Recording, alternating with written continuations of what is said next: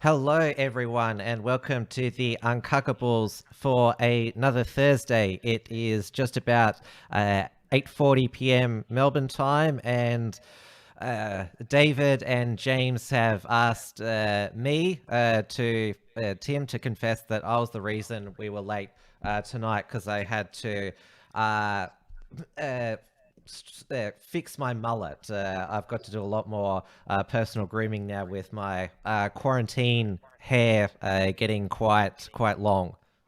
We all have to learn how to cut our own hair like this now. It's the brave new world. James, you've always got yours like really slicked back well. Like, what's your what product do you use? At the moment, my favorite hair control product is I'm sitting on it. It's my woolen beanie. When my hair is actually cut in a style, I just use a wax kind of thing. But when it gets long and unruly like it is now, I just put this on, brush it back with a comb, put this on and leave it on all day, and then it just stays out of my face. Dave, how do you groom your hair? I just keep it as short as I possibly can because I have a beautiful skull. Mm. You use, very nice I skull. Noticed on your XYZ author bio, you have a photo of yourself with some hair and a thick beard. Yeah, what can I say? The red pill has changed me. We need an updated bio photo, actually. We really do. Yeah, quite possibly, yes. Hello to everyone in the live chats on YouTube and DLive. I've put the entropy link in the YouTube live chat. So if you want to ask us a question tonight or send through a super chat, just use the entropy link in the chat or the description. And James, I should say, welcome back, because this is actually the first time I've spoken to you in, how many weeks and that you were, as I call it, off the grid, but you're back with us finally. There are a lot of people asking, where's James? But we've got you now. It happens now and then. I disappear. I'm not really at liberty to say what I've done in that time or where I've been or who I've killed. But I'm back, so that's the important thing. And it's good to be back. I noticed even when you're away and not saying much, there were still some people who were triggered by things that you'd said over a year ago, which amazed me that they the lasting triggering. Yeah, it just came in their head. They needed to give you some social media spray or takedown. You must live rent free in their head. They must have sleepless nights about how James Fitzsimmons touched them somewhere in their thought process. Well, everyone has their fans and stalkers, right? If they have any notoriety at all. So yeah, I don't pay attention to those, but it's always flattering to know that I'm thought of. It's quite nice to know that you're hated. Well, you're doing something right. If you're not hated by someone, then you're you're especially when they have to come up with like unhinged lies and personal attacks to try and denigrate you. That's always you know that they're desperate there or trying to avoid the actual issue. Mm. Yeah. That's right. We here at the Uncuckables, we'd never make up unfounded personal accusations, would we? Only in response to some other unfounded accusations. We're all about reciprocity. It's all about reciprocity. That's it. Yeah. Well, you fight fire with fire, metaphorically. But if you're attacked, then you don't go on the defensive. You attack back, hit the enemy 10 times harder. That's right. The Trump, Roger Stone, Roy Cohen rule. Yes, it's called a lightning war. Yeah. But I think it's important to recognize that there's attacks and there's attacks. There's a whole spectrum of types of attacks we can receive, and if we were to respond to, say, every negative YouTube comment or troll in the chats, or someone on Facebook who's posting something that we're supposed to care about. If we take these things as attacks that we need to retaliate to, then we're really wasting our energies. So, I try to define an attack as when somebody actually goes after my safety or my livelihood in any way, or my family in any way. If there's any kind of threat to my existence, it's a genuine attack, and that requires a retaliation. But if it's just people saying mean things, saying you're a big old dummy on the internet, You're a stupid head. Yeah, you're a doo-doo head. I tend to just ignore, because it's inconsequential what they think. Well, I would say that they're amateur baiters. We're talking about master baiters tonight. And of course, the master baiters have been on full display in, the 9th night of civil unrest in the United States, which was triggered by the death of Minneapolis African-American man, 45-year-old George Floyd, who this police officer had his knee on his neck for 8 minutes, including 2 minutes after he passed out. He later died, I think in the ambulance or even before, but he was dead on arrival at the hospital. There were peaceful protests in Minneapolis, Minnesota at the beginning, but now it's full-scale rioting, looting, and just random acts of violence, a lot of it racially motivated against white people. Well, the looting is that they don't care if you're white, black, or anything. They just want to take your stuff. Black Lives Matter and their white counterpart Antifa have been fueling the flames as well, assisted by the mainstream media, the social media. The corporate virtue signals are still at it, even though their stores are getting looted. It's been quite incredible. Yeah, what a time to be alive. And it's everything we've been saying. Obviously, I look at this whole thing as just being a manifestation of what was already inevitable. And we've talked about it on Uncockables for months now. The inevitability of civil war, and that there would be multiple flashpoints around America. What the actual trigger is for the major events or the turning points, and we've seen the turning point now. And the trigger is always something random that the narrative makers can opportunistically seize and propel with their army of mindless chimps to send out and destroy the cities. So, I think they've just taken this one guy.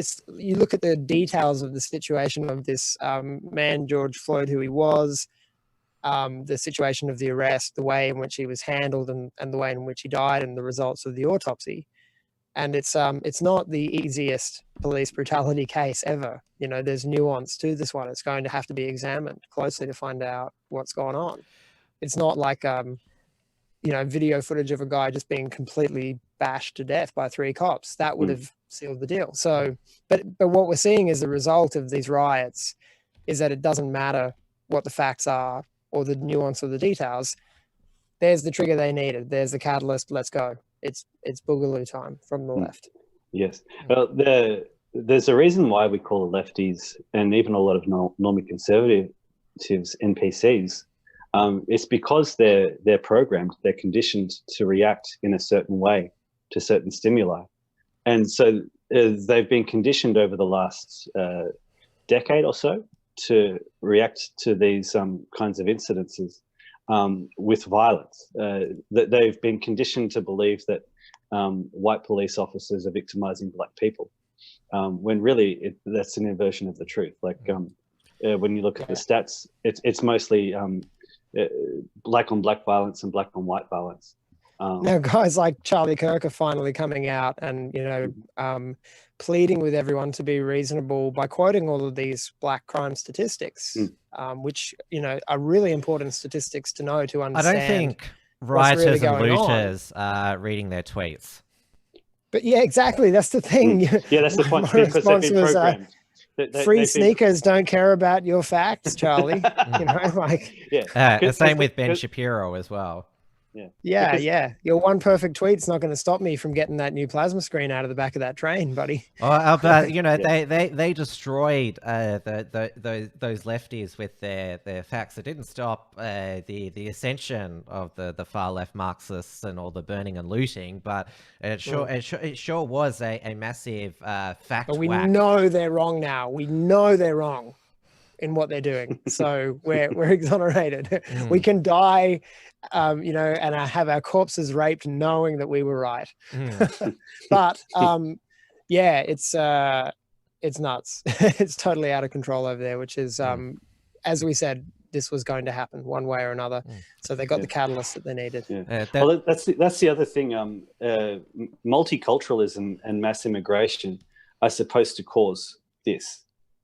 Like one of them. Blacks, African Americans, they've been in the United States for hundreds of years, and but they've only been given equal citizenship under law in the last century, and then after that equal citizenship has developed a culture that has been propelled by certain driving forces, which has been pushing moving away from the Christian roots of the Black American family, moving into atheistic, nihilistic, fatherless gangster culture that hates the white man. They've been freed and then programmed to be. It's not the equality that has led to this. It's because there was the Civil Rights Act of 64 and the Voting Rights Act of 65, but you do know what also happened in 65. That was the beginning of the great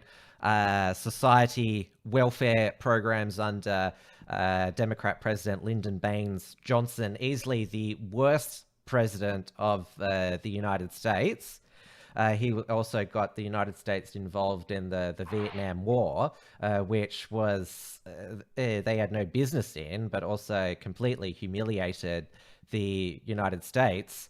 And he also, the Immigration Act of 65, that's what's led to the open borders situation of today. And in 67, 68, there were race riots happening under his presidency, the long hot summer of 67, and also after the assassination of Martin Luther King Jr.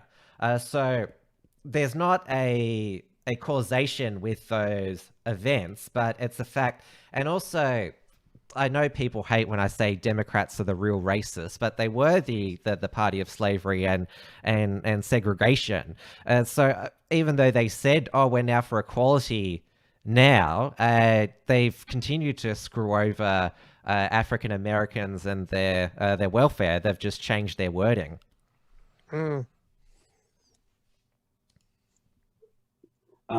So I'll return to my original point. Do it.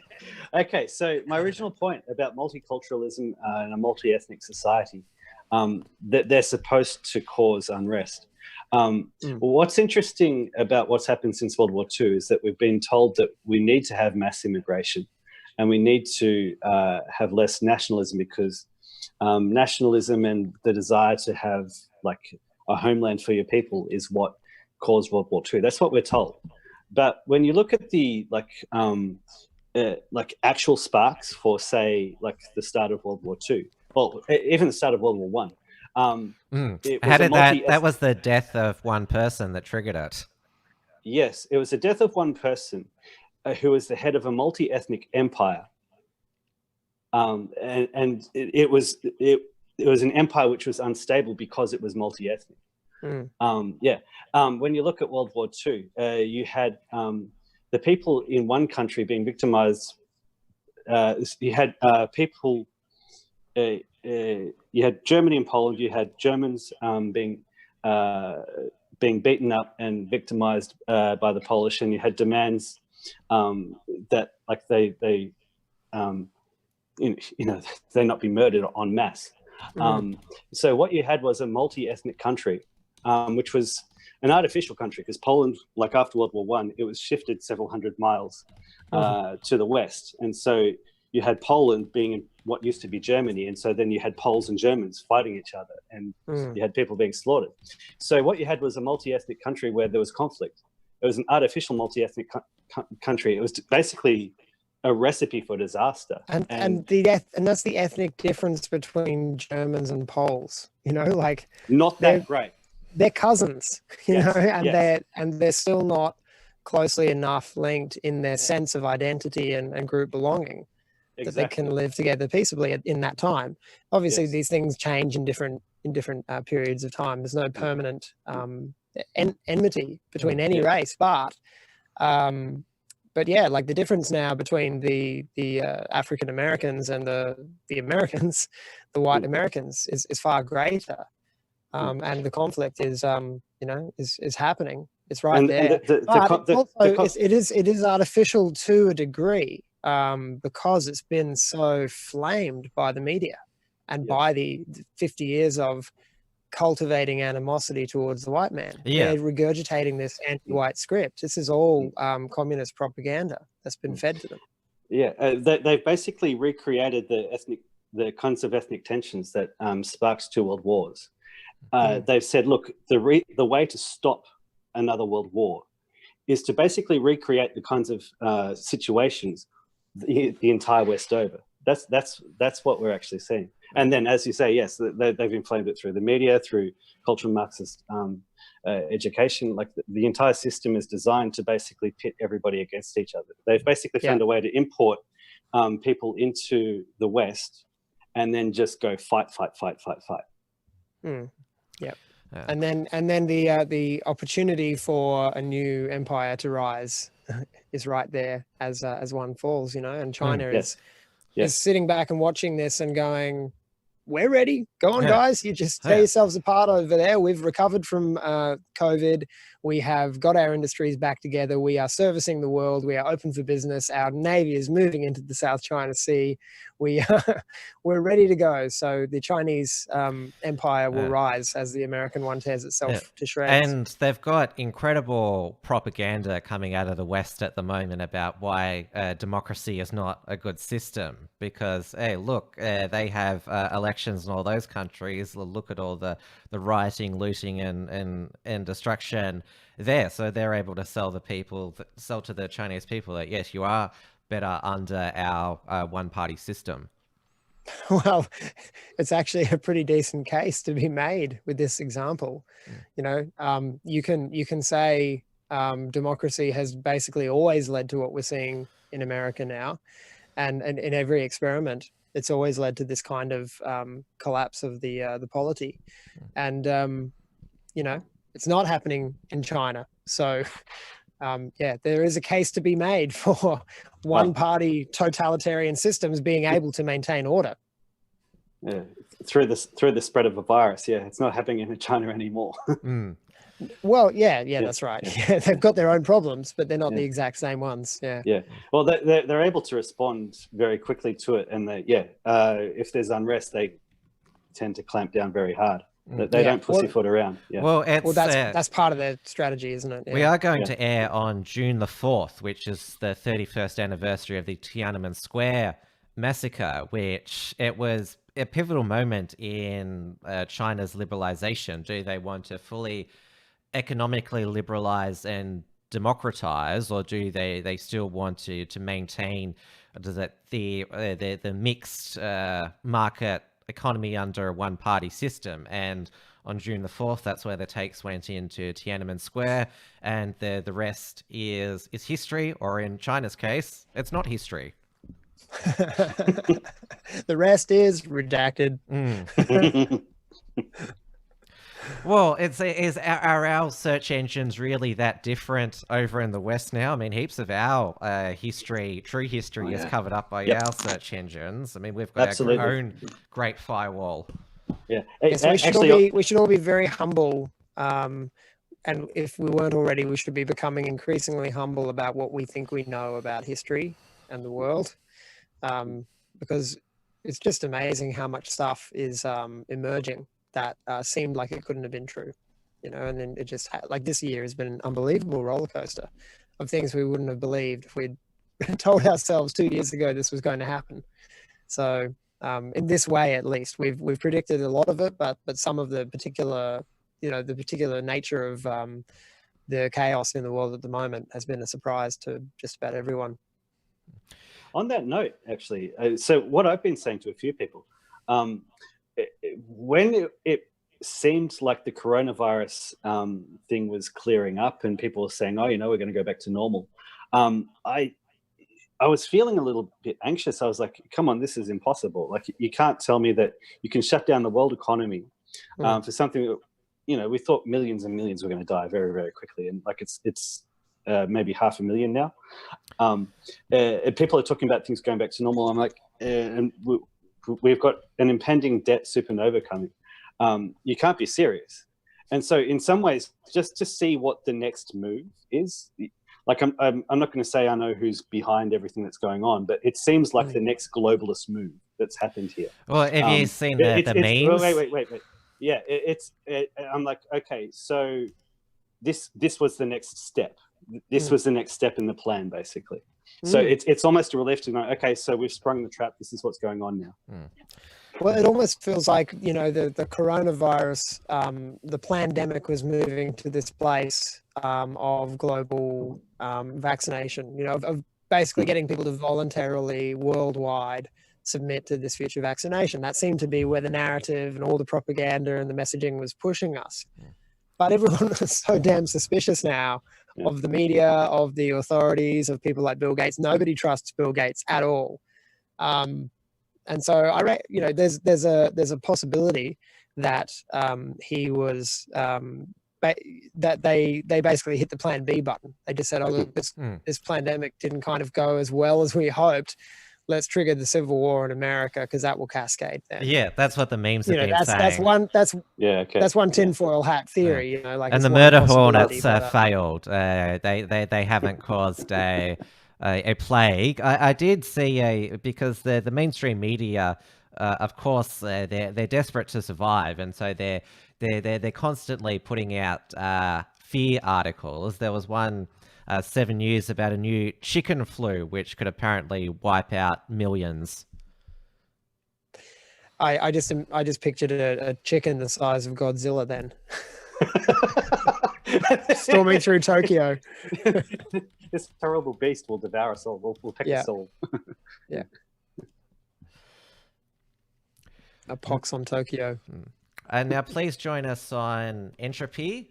We've already got a question here, and I've set up a poll because James he goes off the grid every now and then, and the only time that he sort of pops up is when he's on a show. That's when we know he's back. So the poll is, who is more elusive these days? Is it James Fox Higgins or Blair Cottrell? Because he sort of has a similar sort of sporadic posting and vlogging schedule as well.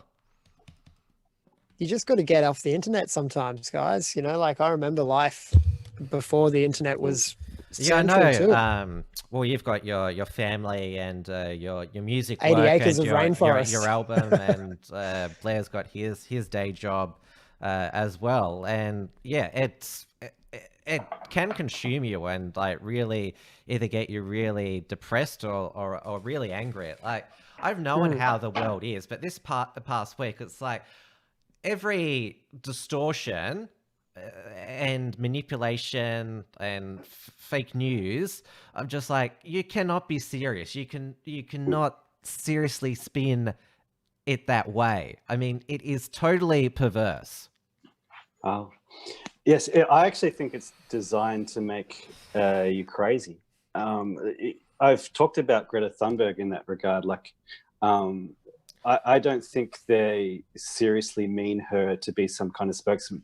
I think it's more like it's the old communist trick of, if you can get people to say what they know to be a lie, that's how you break them. Like, and it's the point that I've made about her. Like, she is so obviously retarded that they're messing with this. And so that's what I mean with this. So like, they've put on all these stupid rules that we have to follow with coronavirus. But then the moment a race riot breaks out, it's okay to do it. Like, Oh, that well, is it so would be obviously racist. stupid. It would be racist to send the peaceful protesters home, because that's saying that you approve of the indiscriminate murder of black people. Apparently, No. This you is know, if you how don't agree with this is how herd immunity is achieved, just through mass rioting, because everyone's in close proximity. Or maybe they're just going to let this thing escalate and then just put that vaccine into some kind of airborne gaseous form and drop it in tear gas canisters on the whole crowd and just mass. Now, Just since mass you've vaccinate mentioned everyone. Greta Thunberg, Dave, I might segue to today's news story, where the Australian Press Council, which is a voluntary regulatory body that the major newspapers sign up to. This is from The Guardian. Andrew Bolt's column mocking Greta Thunberg breached standards, press watchdog finds. News Corp columnist accuses Australian Press Council of sabotaging debate and doubles down by repeating slurs about Thunberg's autism. XYZ, you're not members of the Australian Press Council, I gather. I think they won't let us anywhere near them. Because Have you tried? There was that great moment, actually, when Fraser Anning was down here, and they'd invited Maddie and I along, and you guys as well, I think, Tim. And so we all got a chance to interview Fraser Anning, which is pretty cool. And then, like, apparently the fake news media turned up, and they were all there. And so we were watching everything, and we were filming everything just in case another egg boy moment happened. And so they were all trying to ask him gotcha questions. And so then I'm like, well, hey, I'm from the media. And so I went up and asked him a question, and I sort of was sure to make mention of the fake news media, and he answered it. It was very kind. Did the fake news media include your question in their segments that were aired? No, they didn't. But there's footage of me asking it, and you can see the fake news media journalists, and they're not happy. Well, they're very happy. You'll recall that after Blair Cottrell, his blasphemy conviction and fine was upheld by the County Court of Victoria, all the press were out there with their cameras asking him questions. There was no news and that, and this is the first time that Blair had seen them post Christchurch. And of course I filmed it all and then had my own debrief interview with Blair, but none of that camera footage made it to the 6 o'clock news. I was the only one that published his whole interaction with the mainstream media. Yeah, right. Good on you, Tim. Good on you. You're doing God's work there, mate. Yeah, I wonder what the Press Council would make of the XYZ. I call it their seminal article by you, David Hiscock. Idiot Greta Thunberg named Communist of the Year. I was quite proud of that headline. It's up there with my. It's up there with my one about the Asian chick who's seen a lot of penises. Yeah. I haven't come across that one. Yeah, there's context to it. You'll understand when you read the article. And of course, Ryan Fletcher, you include his quote, one of your XYZ contributors. She's been aptly described by Ryan Fletcher as an autistic Antifa spawn inoculated with feminism and environmental communism. She is slightly a dumber human equivalent of a sunfish. I did quite enjoy that one. Greta, to me, feels almost like she was plan A, you know, like not her specifically, but the whole Extinction Rebellion thing was plan A for the 2020 uprise, because we had all these bushfires and stuff, and that got politicized, and you know, they were really pushing Greta right at the start of the year. So that kind of fizzled when the Corona thing started. So whatever espionage is going on between the empires, it's Game of Thrones kind of stuff, you know, and then Corona gets released. That becomes the entire month of April, you know, for the whole world, all we talked about. And then May rolls along, Corona kind of settles down for here in Australia, at least. And then boom, we've got this for the next month. What'll be the fourth wave, you know, the fourth plague on Western civilization this year. If this one doesn't go all the way. Yeah. Is Greta Thunberg going to be on CNN next as a race relations expert? Because we have to remember that her home country, Sweden, has managed racial relations extremely well over the past 25 years.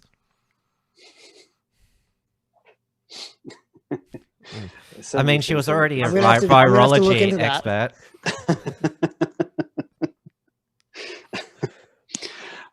She's just begging to be enriched, isn't she? Now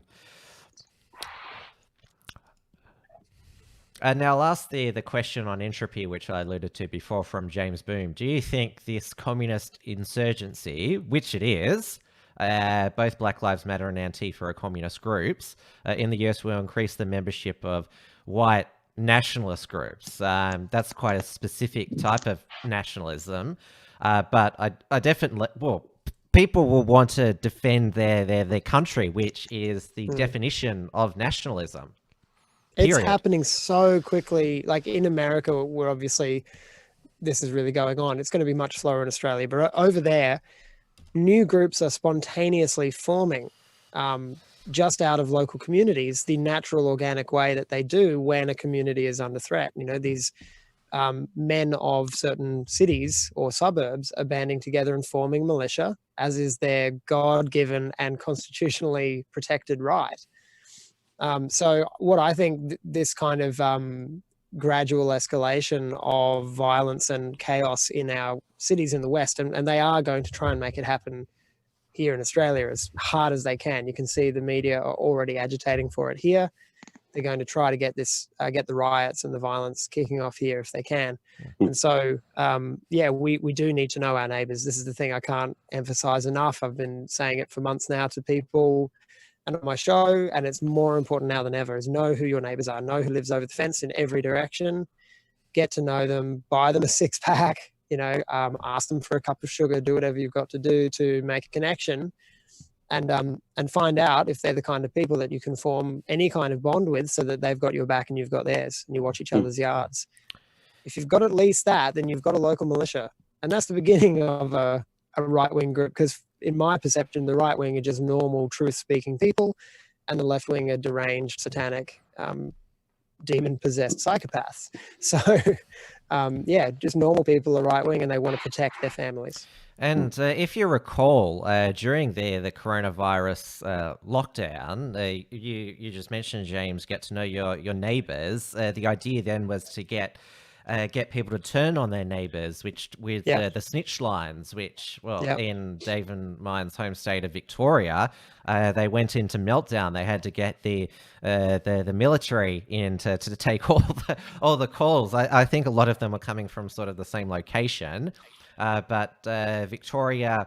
Were they coming from our old mate? I don't know, but there were a few that incontinent fellow. Yeah, there were a few snitch incidents in the Elwood area. But Victoria took the prize as the snitch state, and also issuing the most $1,652 dollar fines. That's crazy. Yeah, so you can see how they were really trying to pit neighbour against neighbour and break down, and even now continuing the social distancing as they are in Australia.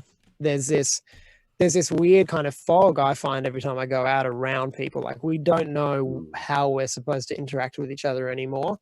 Divide and conquer. All of it reeks of deliberate subversion. A very deliberate plan to break the final cohesions of an already broken, once high trust, now very low trust society, now make us paranoid about each other, now make us terrified of each other. Yeah, well, and then push us over the edge into being violent towards each other. This is why we talked about the Karens last week, because they're the ones, if you're out and about shopping or some essential activity during the lockdown, if you're slightly within their personal vicinity, they'll say, "You're invading in my space, step back, step back, step back." And I know that it was Raymond Forster last week who said that Karen is an anti-white slur. Yes, Karens refer to white women who are constantly airing petty grievances and just making people's lives hell. But it's the truth. We shouldn't not mention it because Karens are white. It's okay, guys. There can be black Karens too. There can be Asian Karens. There can be Karens of all colors and creeds. It's really fine. No. Karen. What you're saying, James, is that Karen is an inclusive inclusive term. It's not. Yeah. Just no trans women, only real women. Imagine being hurt by that. Imagine if you were a trans person or an SJW and you were genuinely triggered, like, he's saying trans women shouldn't be allowed to identify as Karens. I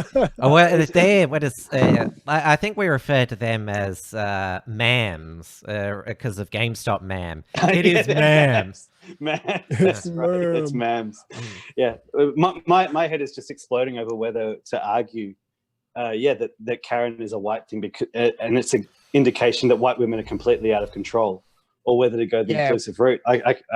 It's not a slur on white women because the traditional white woman is not a Karen. You know, as we revere the traditional white women. What it is a slur against the modern SJW woman who has become a pawn in the race betrayal army. And it's sort of the worst of our women are the ones who get these slanderous memes put upon them, I guess. Karen's not all white women are Karens. That's not a very hashtag not all white women. Not all white women are Karen. Shall we talk about some of the irony of the rioting and looting? Because the expression about businesses who virtue signaled they were for diversity, equality, and inclusion, it was go woke, go broke. Now it is go woke, get looted. Because, well, CNN has been one of the biggest master baiters out there. Their headquarters is in Atlanta, Georgia, which has been one of the ground zero for the rioting and looting. And they started to vandalize and almost broke into the CNN center in Atlanta. And that's when CNN stopped calling them peaceful protests and violent protests. Is it true that there are actually people from CNN out the front trying to say to all the looters and all the joggers, look, please don't loot us. We're not white. We're just Jewish. I don't think there's been a bit of there's a little bit of transfiguration going on. You know, a bit of shape shifting has been happening. Well, in recent weeks, I've noticed. Businesses looted. It hasn't mattered whether the business owners, proprietors, white, black, Jewish, or a black, Jewish, trans, disabled, or incontinent, or whatever. They still get looted, and well, let's share. But they also, this is the thing, is this teeming horde of zombie chimps, tear through the front of a store and just shred it to pieces and take everything. Just these moronic lefties go in and destroy these things, and then they have their high intelligent club members, the 120 educated PhD candidates, who will then come and say it's perfectly moral to expropriate capital from major corporations like Target as an expression of our frustration at the systemic oppression of black people. And then the guys who actually did the looting are like, well, she said, I got my shoes. I'm protesting my oppression. And they're trying to demonize people who are just trying to defend their stuff as well. Like, I saw video footage of they're killing them. Yes. Let's there's have the a guy. look. There's footage of a guy going up. Like, he's got him and his mates. Like, there's like 3 brothers, I think, with guns defending their store. And so there's a guy where the camera goes up to them and says, "Hey, what do you want to say to people? You've got 15,000 people watching." Like, he's acting like they're doing something wrong when they're actually just defending their stuff. And he asks them, "Oh, do you have insurance?" So, like, he's implying, "Oh, look, it should be okay for us to take all your stuff because you'll get all your money back anyway. Yeah. Insurance is not a bottomless the money. pit. Yes, And and they still have to pay for the insurance. Yeah, but this is the thing: is it is they're perfectly rational to believe that this is how the system works, right? Is because they get fleeced every day. You know, the average working American, just like the average working Australian, gets raped and fleeced every day by the government, by the financial system, by capitalism, you know, and by the aspects of socialism that we have in the West, you know. So they just want to do what's going to work out for them. People will chase incentives. People will chase their rational self-interest. And so to get the free stuff when it's coming, and then to say, well, hey, you know, you're a shopkeeper and there's some mega corporation of insurance that will just pay for everything we take. So we're not here to hurt you. We're here to hurt the mega corporation. You know, it is irrational. They just don't have all the information or probably the intelligence to process it properly. But you can see how they've reached these conclusions morally. Well, when you have prominent economists like Paul Krugman saying that death and destruction actually stimulates the economy, I mean, you can understand why a lot of better go loot. Is that what we call creative destruction? Yeah. Yeah. Well, the looters are not listening to these pundits. That's for sure. You're stealing a bucket. You're stealing some Nike. Hey, I'm stimulating the economy. Yeah.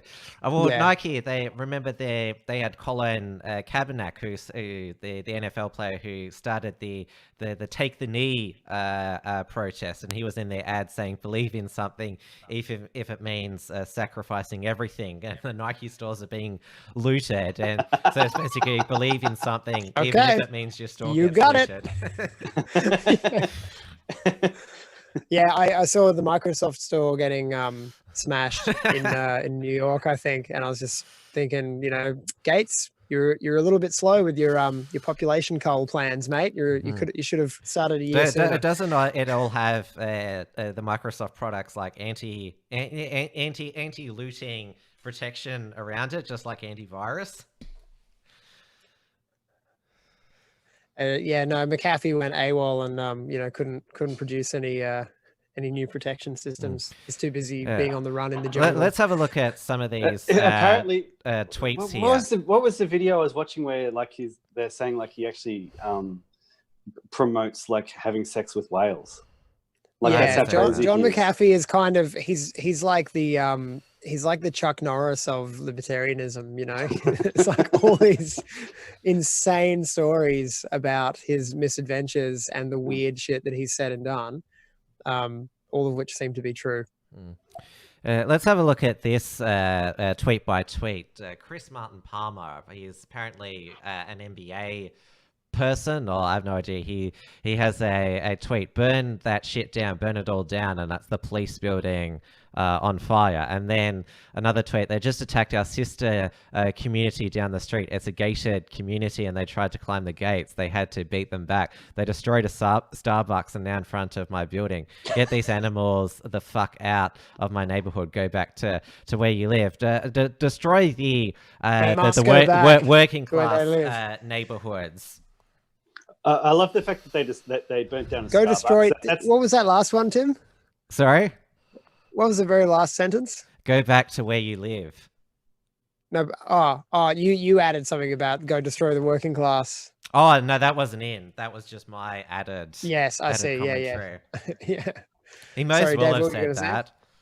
I just find it funny the fact that like part of that thing is, whereas it then destroyed a Starbucks. That's like something out of an XYZ fake news satire article. It's like, you know, like Antifa hipsters riot.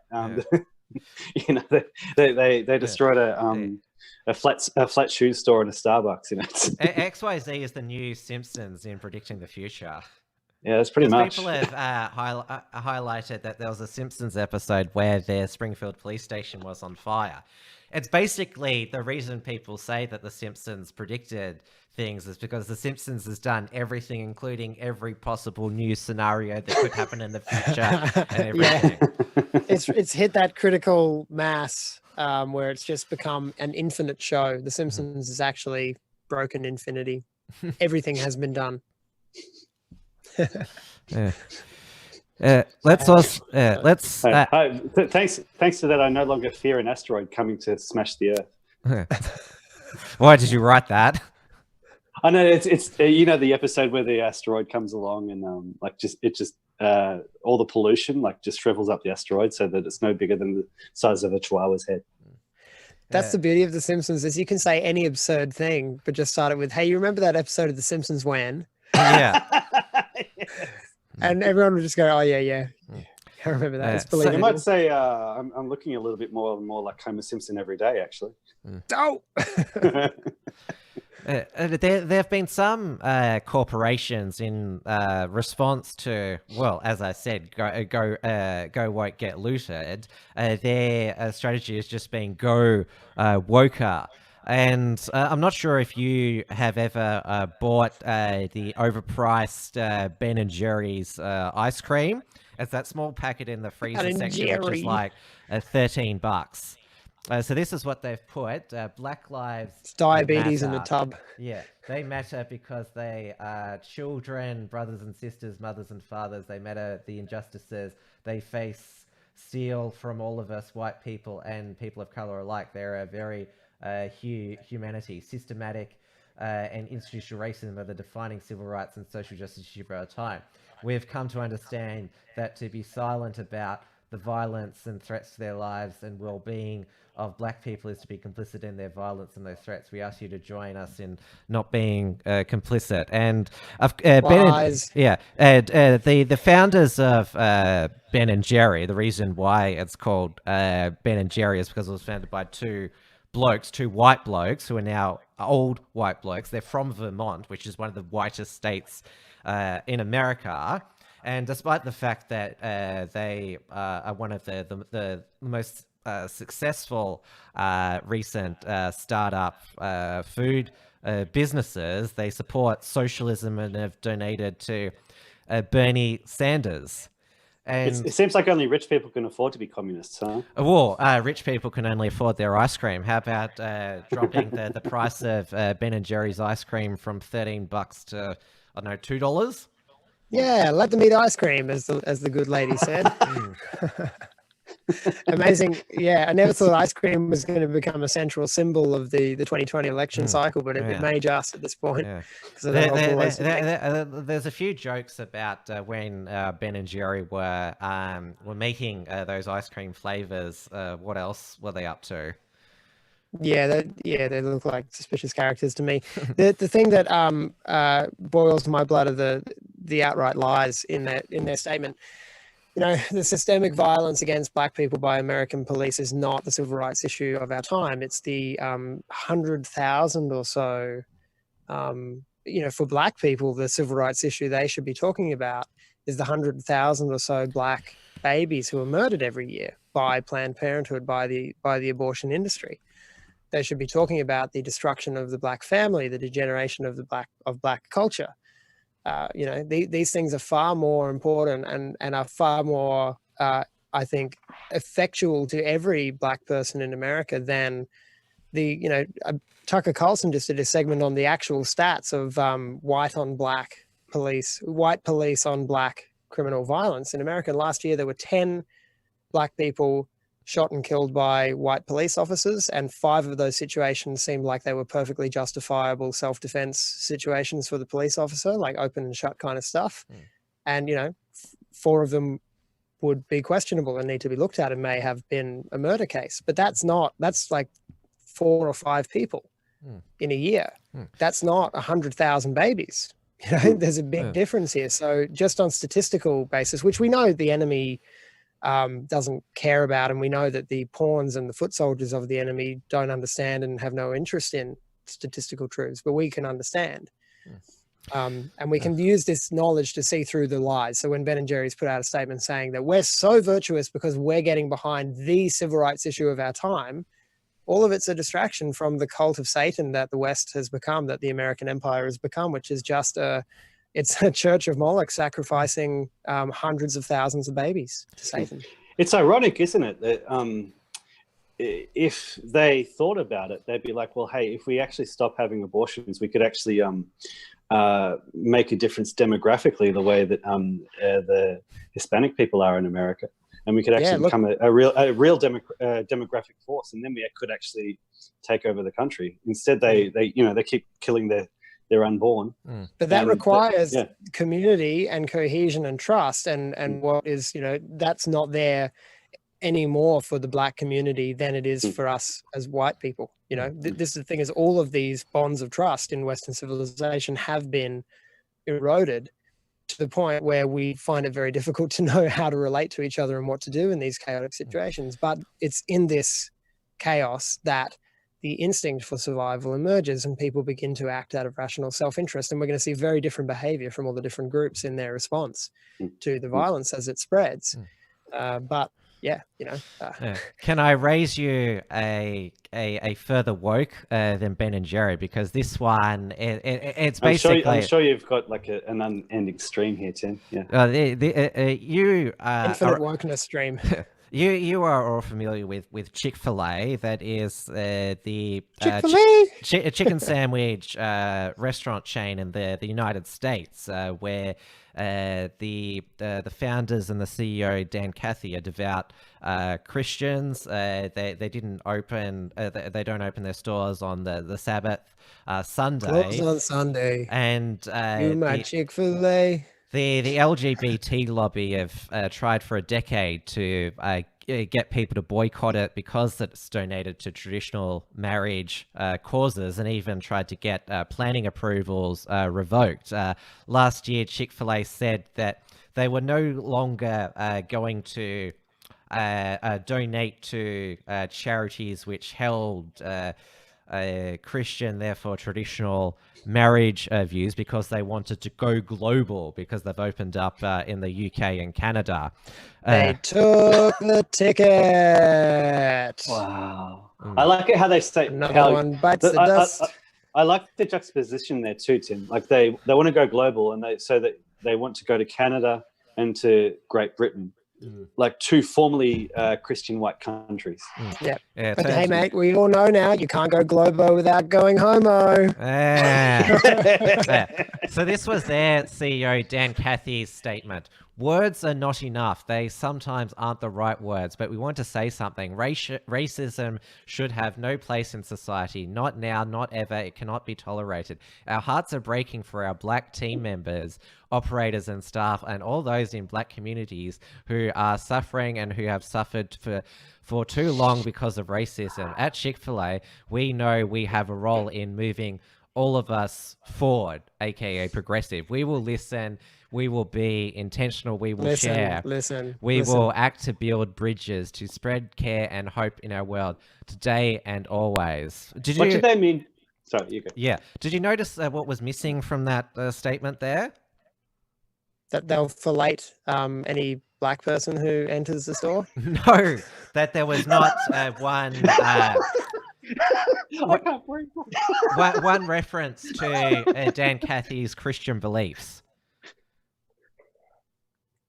Oh, not one reference to his faith. Yeah, no. Yeah, they've been subverted. Yeah, something's going on there. They've taken the ticket. They've been threatened or rewarded for turning their back on Jesus Christ, and they will pay.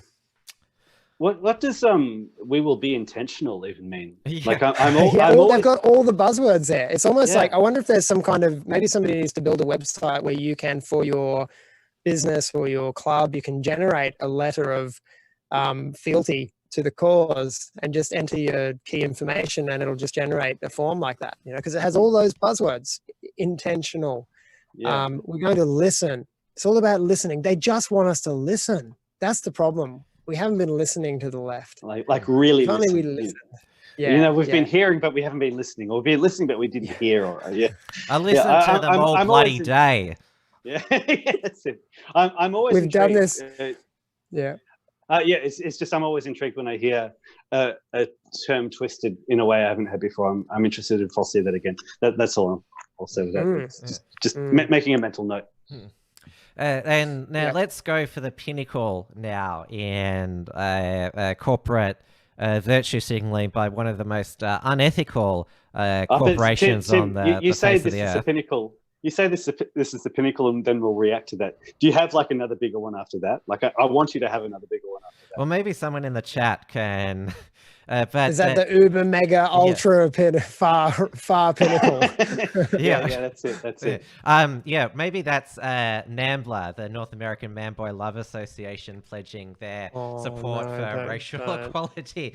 Maybe that'll be the pinnacle. But this is the Bank of America pledging $1 billion to fight racial inequality. Sorry, I missed both of those because you were fighting over the Bank of airspace. America pledges $1 billion to fight racial inequality. Yeah. Because nothing says fight the system like being like corporate bank backing. Did they offer 1 billion because 6 million would be too obvious? Well, why didn't they just offer a grillion? Yes.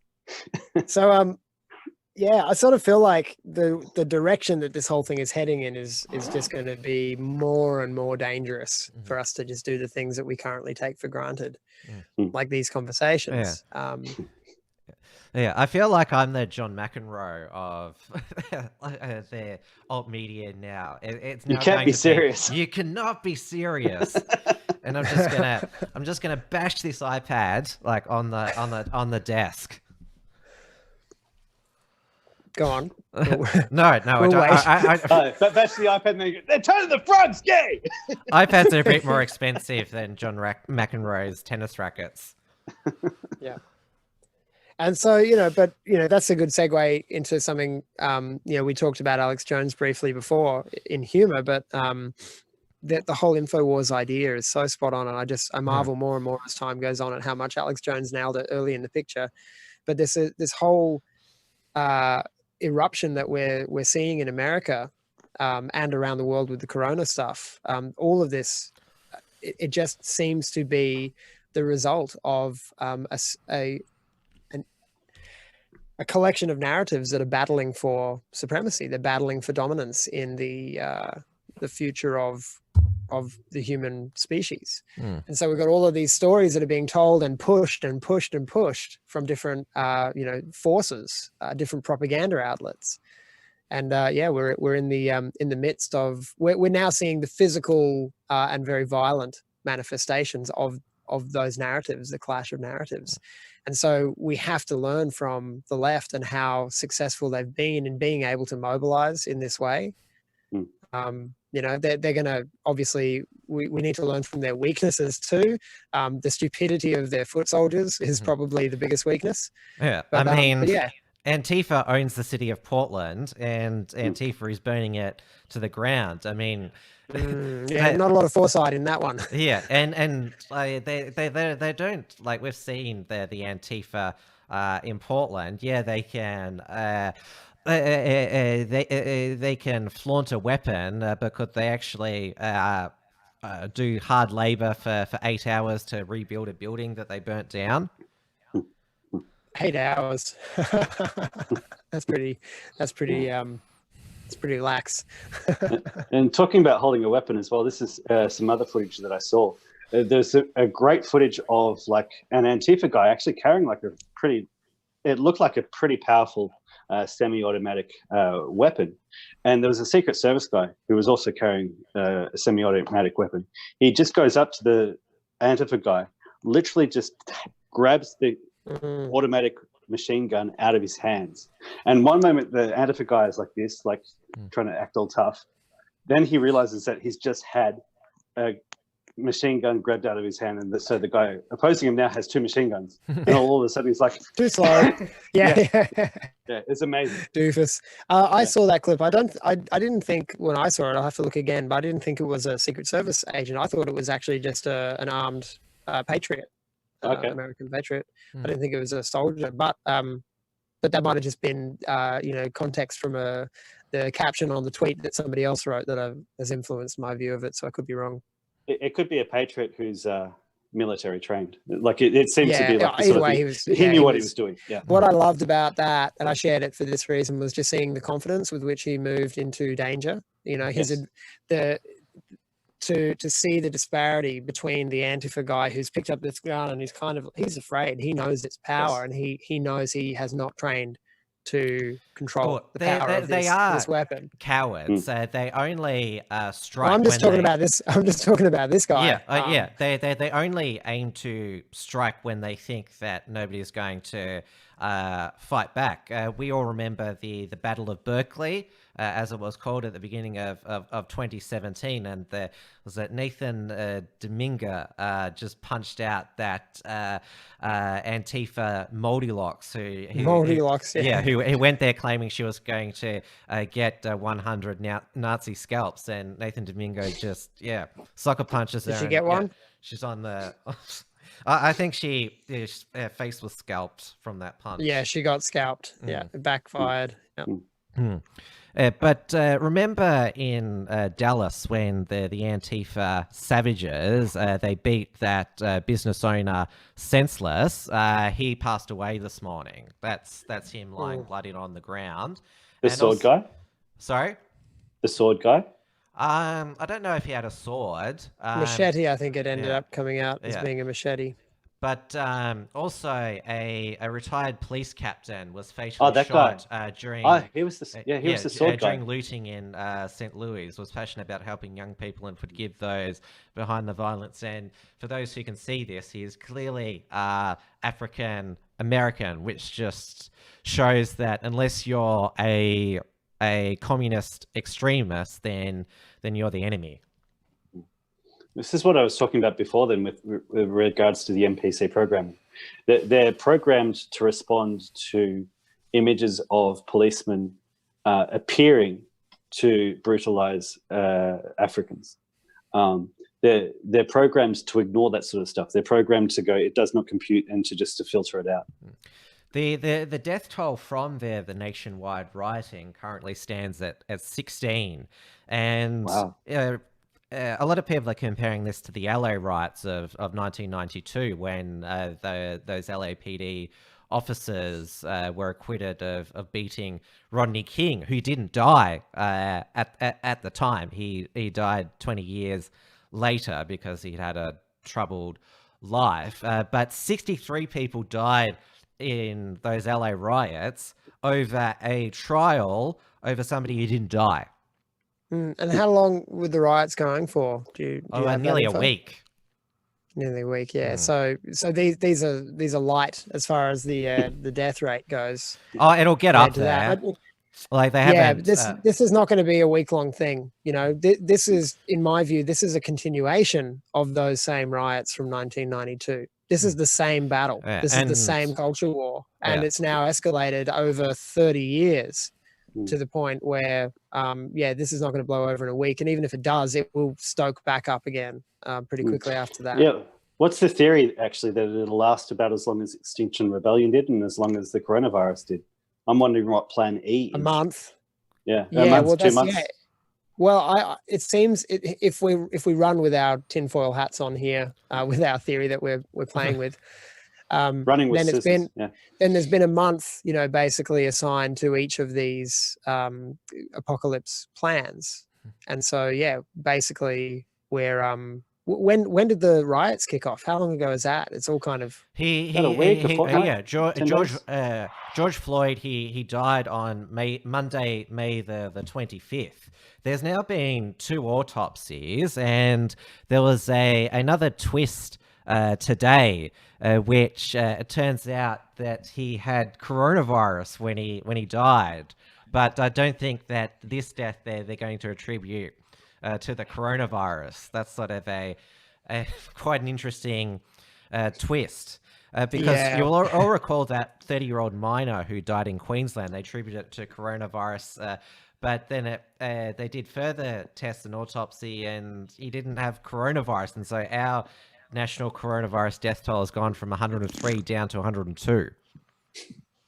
I'd be very happy to never hear about coronavirus again, to be honest. It's like, I just don't know what to believe. And now that everyone's out, like suddenly the social distancing is a thing of the past, and now everyone's out, smearing their sweaty, violent, rioting bodies together, and everyone's all the media and the authorities are defending their right to peacefully gather. Man, just take me out of this. Yeah. It's why I'm very happy to stay at home, and I'm very happy to just disappear off the internet now and then for a week or a month at a time and enjoy God's gifts. As I said, it's designed to make you crazy. It's designed to fog your mind. I actually, a lot of the time these days, I actually just skim the news because, like, I know what it's going to say. I know what it's going to present me. I just need to know what what's they going want on you to here think. and Yeah, but how are yes. they getting you there? What are the facts of the day that are pushing towards the narrative that you already knew they wanted you to believe? Yeah. And you start reading it, and it literally it alters your mind state. Like you can actually and this isn't tinfoil hat. Like you can look at it psychology wise. Like it's designed the way that they frame it, the way that they frame the information to make you think a certain way.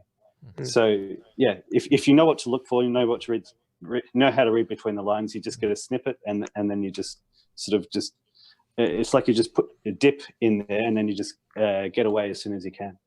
And if you want to learn how to do that, you read David's articles at the XYZ. And also the unshackled.net as well. Yes. Because course, absolutely. Lucas Roses, he's been, well, I wouldn't call it exposing, just stating obvious facts that the Marxist agitators in Australia are trying to import these Black Lives Matter protests into Australia using a completely different race, the Aboriginal race, which of course is different from the African. No, it's the same race. It's the same race, Tim. There's only two races. There's whites and non-whites. Apparently there's a new term. It's called BIPOC. It stands for Black Indigenous People of Color. Oh wow. Black Indigenous. So why do they need all of those extra? Is it maybe too because they believe that Black people and Indigenous people are higher on the people of color oppression hierarchy? Well, they definitely the Australian. I know the tribes and the various Polynesian ethnic groups. They have their hostilities between their various tribes. Still, they're not a cohesive. So I guess that means that the anti-racist left, they do hold above Black, Indigenous over Asians, Latinas. It's almost like they have a racial hierarchy, huh? That's where you're getting at. Yeah. They should just put a number at the end. It should just be like POC grade 6. I'm POC 6. I mean, they've already got the alphabet soup for the LGBTQI plus people, so why don't they just include a whole lot more letters for this now? And then just then they have to tattoo their identification letters to their skin. Voluntarily, of course. I can't breathe. Dave's gonna drown in that water. It's gonna go down the wrong way. It sounds like, I heard some gurgling then. So, a police minister, Lisa Neville, was asked on 3AW Tuesday, XYZ call her big fat sister. Yep. Yeah, and so she said that it would be impossible to look at a picture of her, James. You'll understand. Yeah, I'll bring her up. Do I have to? This is what she said you don't. on 3AW. The Vic government says if you've got 10,000 people there, it is impossible to start doing infringements. And the media has also gone with this 10,000 people have responded to the Black Lives Matter Melbourne protest. That includes also interested people. And anyone who's run a Facebook event, whether public, private, knows that those maybes 99% of them won't come, and even the ones who say they're going to come are not going to come. So it's a deliberate exaggeration to say that 10,000 people are going to be there. Yeah, so yeah, of course, but but that's rhetoric. You got to hype things up. You know, this is marketing 101. You don't. The turnout figures definitely don't care about facts. You know, you've got to attack people's feelings to get them involved in things. I reckon what they should do is start all of their peaceful protests. No, actually, I'm not going to suggest this. No encouragement. Now we're intrigued. Yeah, no, I was gonna make a joke, but it could actually really upset some people's day if anyone were to roll with the idea. So I'm not gonna. Yeah, this is called the Uncockables for a reason, but I won't goad you any further. Yeah, I'm gonna nuke that one. Yeah. Okay. Yeah, and that one goes in the vault. Yeah, Lisa Neville's. I'm intrigued though, like something that's too extreme for the Uncockables. No, it's not too extreme. It's it would have been really funny, but then if somebody actually did it, you know. It's like with your satire articles at XYZ, they're coming through. You're actually planting ideas. Does that mean that all the people involved in these Black Lives Matter protests are all going to die of coronavirus? Because that's what I put out today. We'll sure see. This is also what Lisa Neville said in the same 3AW interview. If you've got 100 people at a pub, absolutely they'll police be in there enforcing it. And she's basically conceded there, Lisa Neville, that the reason we police 100 people at a pub because it's easy and those proprietors roll over easily, while 10,000 angry Marxists, we're just too scared to police that. Yep. So yeah, we're sort of approaching the point in the West where we need to start saying, hey guys, you know, this social contract that you've been indoctrinating us about that apparently we signed by being born, you know, doesn't the government have you know, its own responsibilities that it has agreed to in that social contract, like properly policing, maintaining order and peace in our towns and cities. And, you know, like there are literally American cities where people are calling up going, there are home invaders at my door, and the police are saying, dude, the home invasions were limited to 2 people. What's that, sorry? Home invasions were... Although there was... How many people are trying to invade your home right now, sir? Oh, there's 6 of them. You do realize that lockout laws state that only 2 people can visit you at one time. Yeah, there's... We're sending the cops to arrest you in your home. A youth was attacked by a gang of 15 youths during the lockdown. So obviously this youth gang didn't get the message that youth gangs, they're only limited to 2 people outside. Maybe they can't read. Maybe they don't fucking care. Anarchists checking the rule book. What a thing. Yeah, there's a line.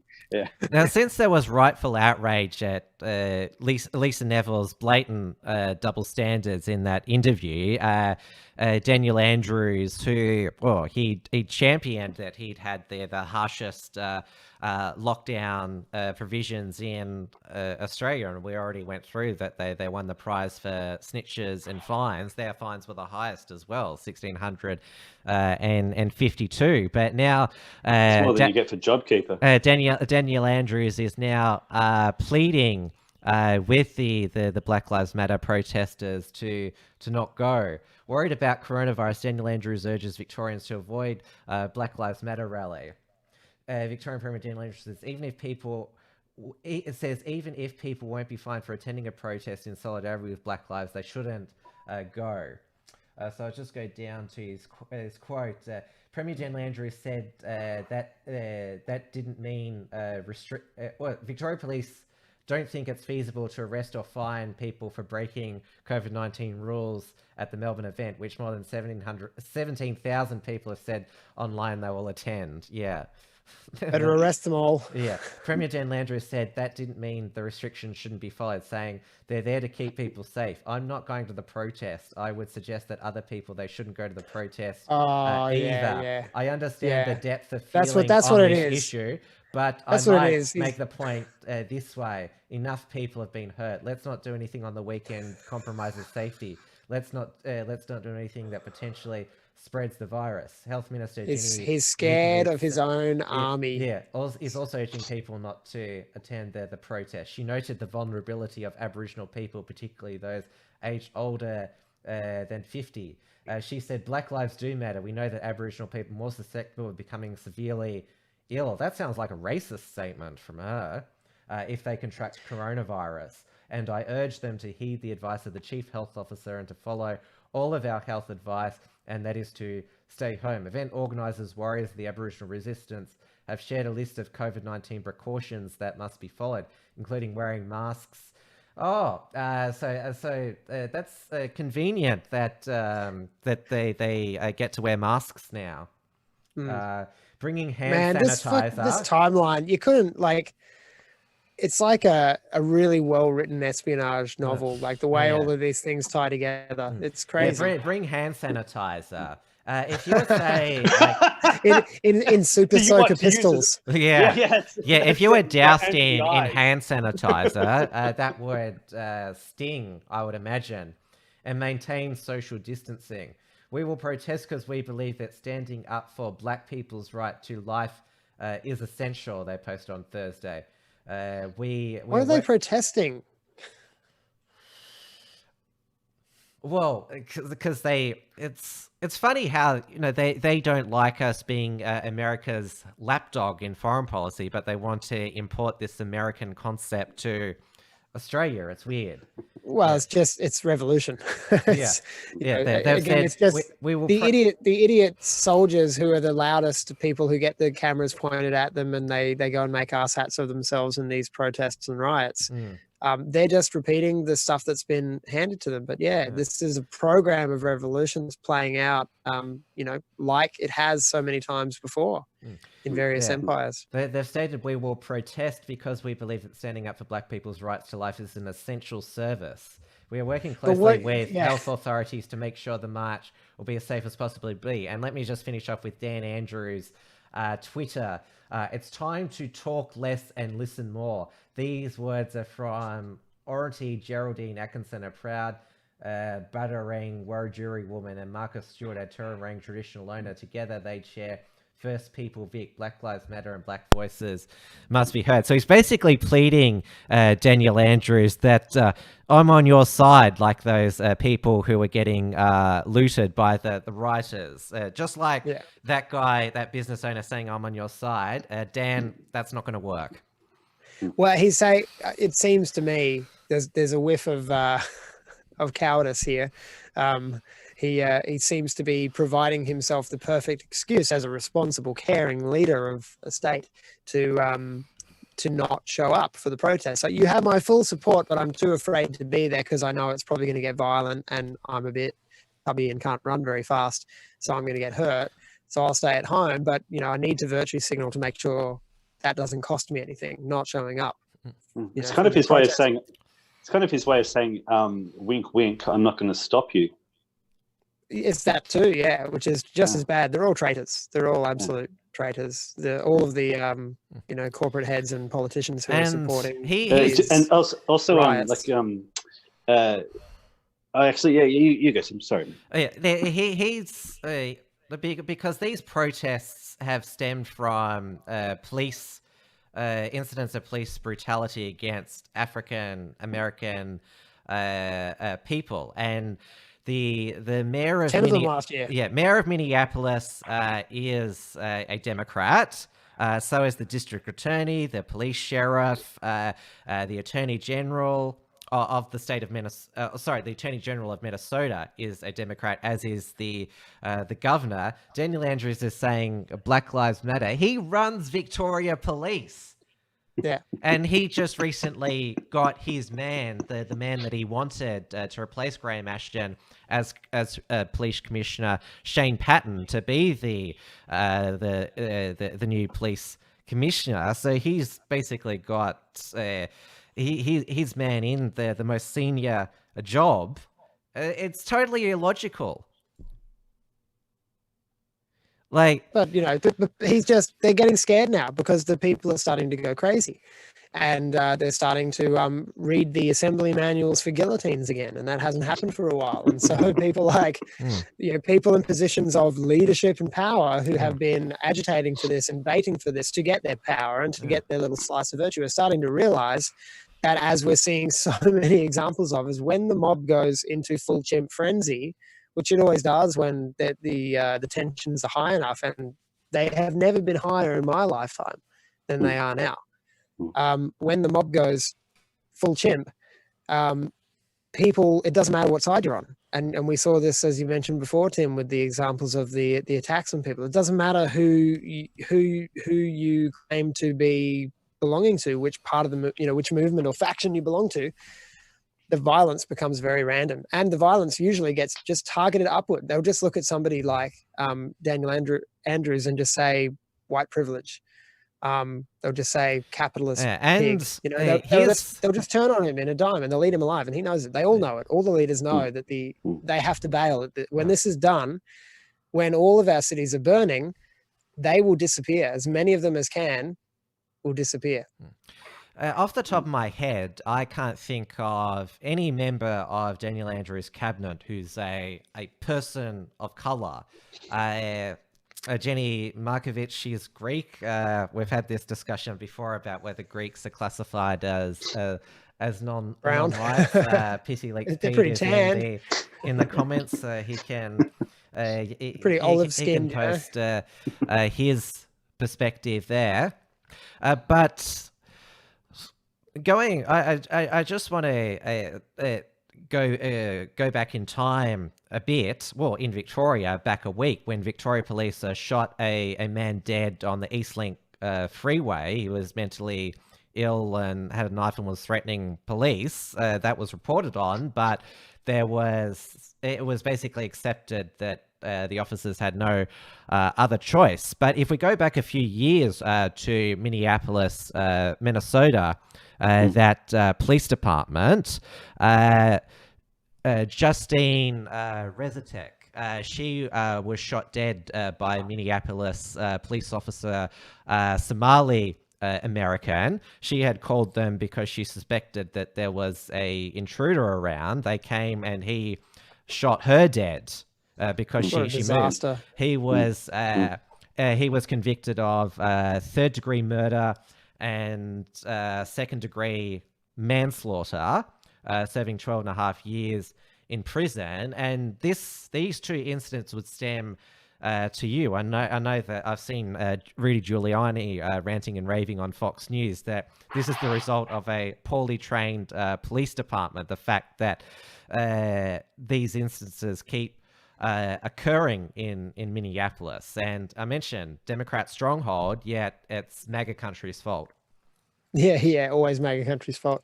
And this is true too. It's like, people are going to assume probably that we're like completely against every agenda point of Black Lives Matter. But when you actually read what their statements are about what they stand for, a lot of the stuff in there is just obvious, normal. If you're not an evil nutcase, you'd agree with it. It's like, yeah, sure. You're a human being too. Great. We all have human dignity.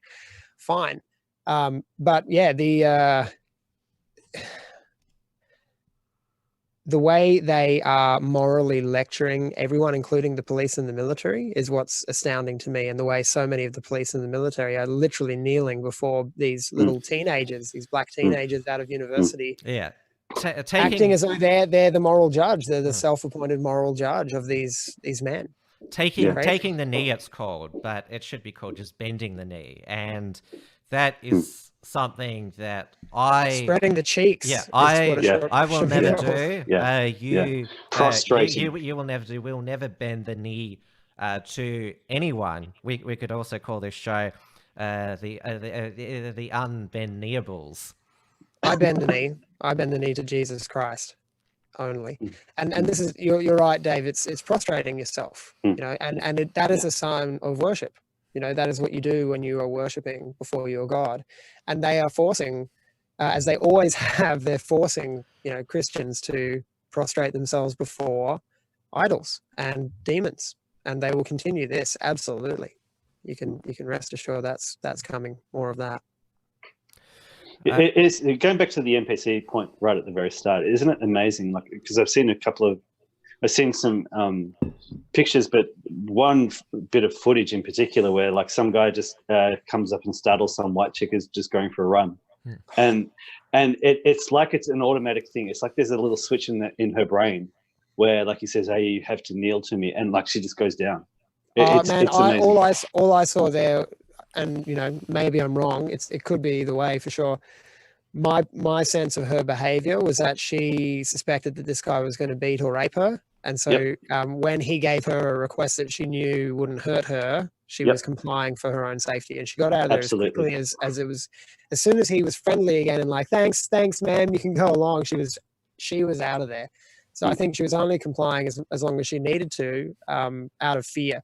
That wasn't prostration in a cult-like ritual like we've seen a lot of in these group activities where they're chanting these things about what they're going to believe and do, and they're lying down on the street or whatever. Okay. That's the kind of cult ritual. But in this case, I don't know if it was the NPC programming for that lady or just fear that she was going to get hurt. Fair call. And it's worth making the point that all the people out on the streets and those rioting and looting, a vast majority of them a couple of weeks ago were lockdown lovies. They loved that we were under house arrest and the governments were telling, no, you can't go out. And remember that they thought that the anti-lockdown protesters were dangerous because some of them had guns. Not one person was harmed, not one bit of property was damaged. Same with the gun rights rally in Richmond, Virginia. Back in February against the gun confiscation laws. The mainstream media, they were hoping for a civil law, but it was entirely peaceful.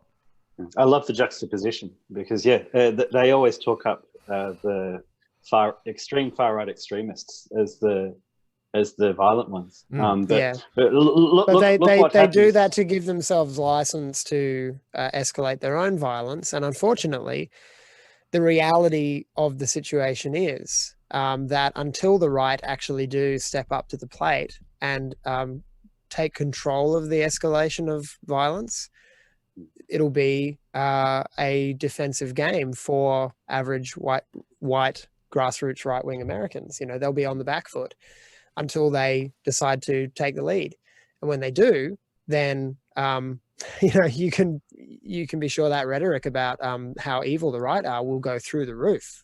You think it's bad now.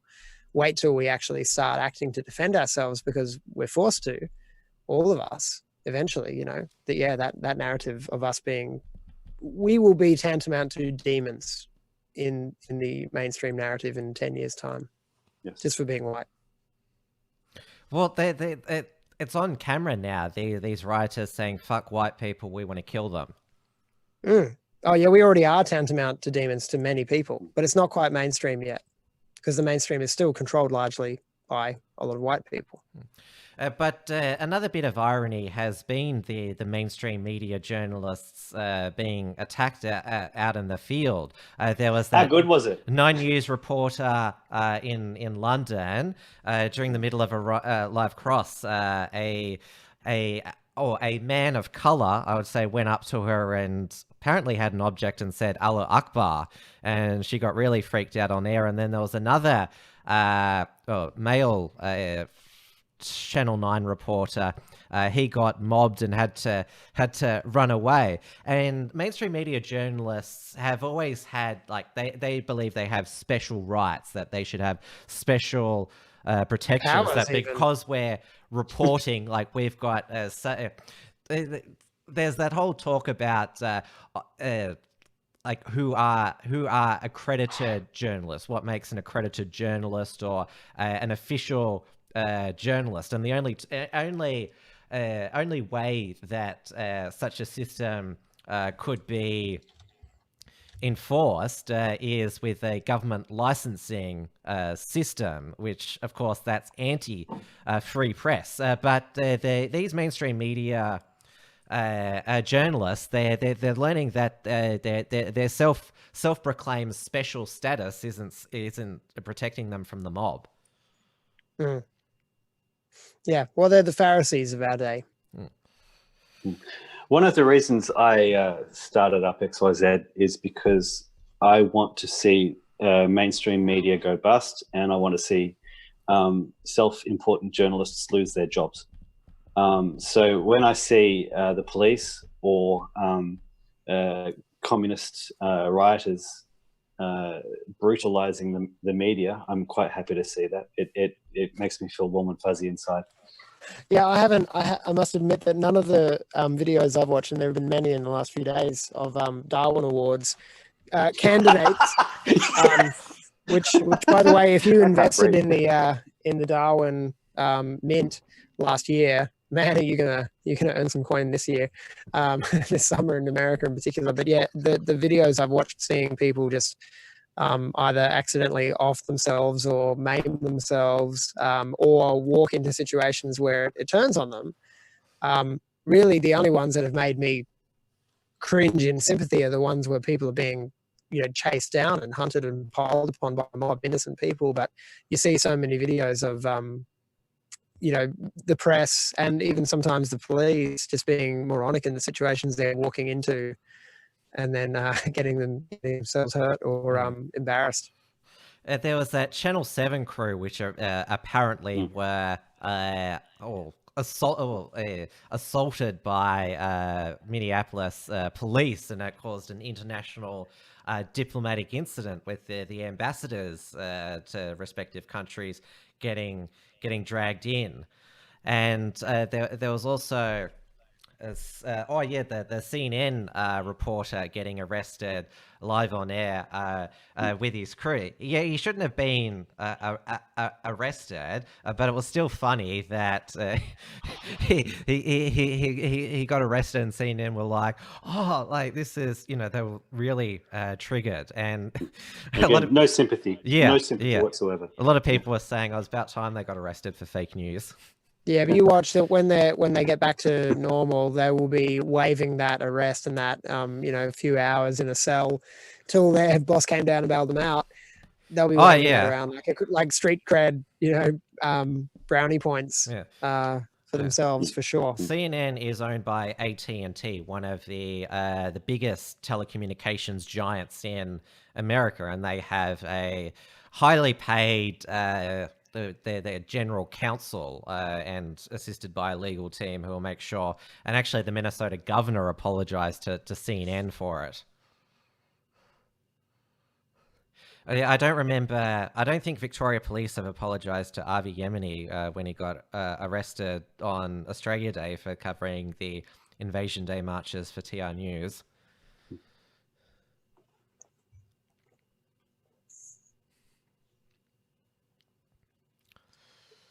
We've got a question here on entropy. It's sort of, it's a bit hard to read. It's from Dan. Simple ideas for effective solution to peaceful potential unrest. Thank you, James. Can you please let us all rewind? Tim, what is, could you imagine, part plan D/4? And also says not all. What? It also says hashtag not all gay men are Karens, though plenty are. How many questions did you just read? I read one. There was 3 different posts. Okay, I'm looking at it now. Simple ideas for effective solution to potential unrest. A show of total force is the only solution to this kind of unrest. Look at how they're, and the Trump derangement syndrome has gone to a new level that all of Trump's critics now, they're just like a sibling that just does the opposite to be annoying, because he's kept the option open to deploy the military domestically to restore order, and then they're like, oh, this would be unprecedented. Oh, this could Orange man bad. Yeah, Orange man bad. So speaking of CNN again, Don Lemon saying Trump's running a dictatorship.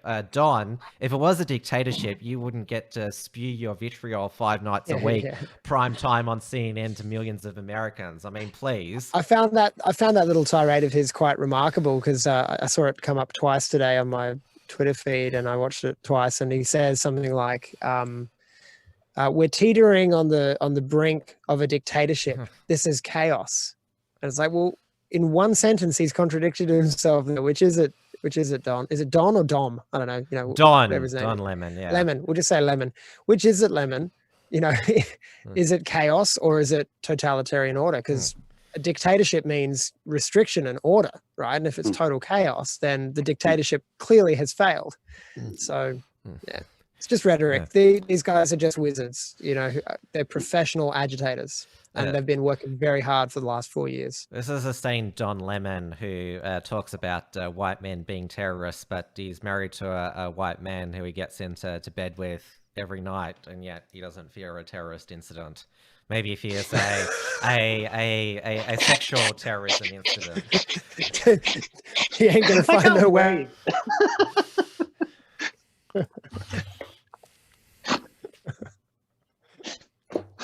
You paint quite a picture, Tim. Oh, it's not my idea. It came from a popular meme. Well, basically every sort of wishy thing we say on this show, it's been born out of originated from some meme.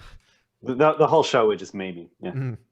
Yeah, we are just you know, convergences of genes and memes. Ultimately, that's what a human being is.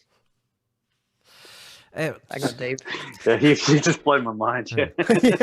Just casually slip that in there. Yeah, that's it. We've all watched enough Hollywood movies to know that when there's a threat on the White House, which there was, they were nearly at the Pennsylvania Avenue gates, the Black Lives Matter protests. Trump went to the underground bunker, which has been depicted in numerous TV shows and movies, and they said that Trump was hiding in the bunker. So, are you implying there that if they breached the White House perimeter, that it would have been better optics for Trump just to be a sitting duck and for the world to see a mob lynch the US president? That's what they're saying. Well, when he came out, he did that walk across to the church. Yeah, and that was boss ads. Yeah, that was that was ballsy. Yeah. Did you also see that they tried to compare Trump to holding up the Bible with Hitler, because apparently he held up a Bible in a crowd, which was photoshopped? Yeah, he didn't. Yeah, it's Snopes, so silly. of all people, debunked that. Yeah, but it's funny too when they want to you know, it's to be honest, I'm so tired of that kind of tactic, but they keep using it because it works, because most people are idiots. Most people will just see a picture and just go, oh my God, he's exactly like Hitler, and just go with the narrative they're being fed by the liars. And it's so retarded and juvenile from our perspective. But that's what they do. There's that meme also that Trump, he was photographed drinking some water, and also Hitler was photographed drinking some water. Yeah. Coincidence? I think not. Yeah, that's Look, right. I'm drinking water now. It's the new white supremacy, drinking water. Yeah. Yeah, well, I'm drinking milk. Milk? I'm an old-fashioned white supremacist. Yeah. Dude, that's so 2016. Yeah. And now they're trying to, because they know how insecure Trump can be and sensitive to criticism, there's always sources in the White House who claim that he decided to go out because people accused him of hiding in the bunker. That's the only reason that he made that walk. Oh, to show he's a big tough guy. Oh, fuck, man. Yeah. Oh, the only thing I hate more than mainstream media lies are mainstream media gossip. Just the trifles they come up with. And now apparently curfews in cities are totalitarian if they're imposed to keep cities from burning, but house arrest is fine if it's for the coronavirus. Well, that's voluntary. It's voluntary, isn't it? What? All part of the social contract, right? Herd immunity. How come we couldn't do herd immunity during the lockdown? We could have reached herd immunity faster if we were allowed out by that logic. They should have Well, the started theory- rioting earlier. Yeah, well, this is a primer for the riots. You know, these riots wouldn't possibly not have happened, at least not under the same circumstances and on the same schedule, had we not had these weeks of lockdown and the tensions mounting very steadily across the whole world. You mentioned People are on edge. I'm on edge. People are on edge. You mentioned in the pre-show, James, that CNN's got a town hall plan to solve and discuss racism.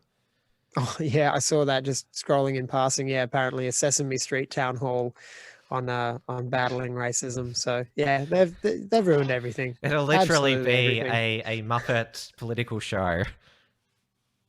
Yeah, the real deal. In fact, that's the one I advise people to watch if they want the purest. I hope that That's if I was indoctrination. in that town hall asking questions, I'd ask the Count, was it you who was patient zero since you live with bats?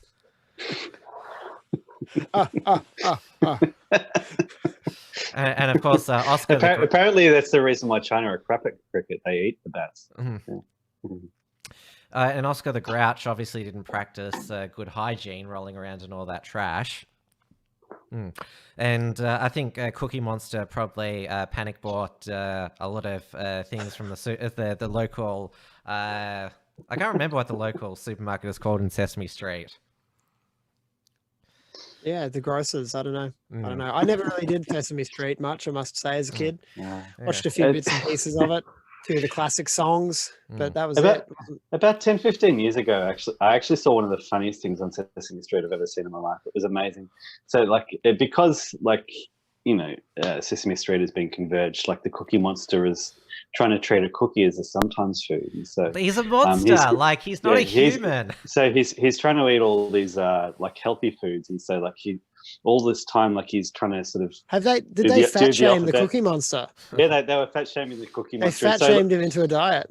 So all this time he's trying not to think about cookies, and so all of a sudden he gets to the letter C, and all of a sudden he goes, C is for cookie, and the little beady eyes and the puppet just go nuts. Yeah. And he's like, cookie. That's then he just destroys the cookies. That's his One of the most signature amazing song. things I've ever seen on C Sesame is for Street. cookie. That's good enough for me.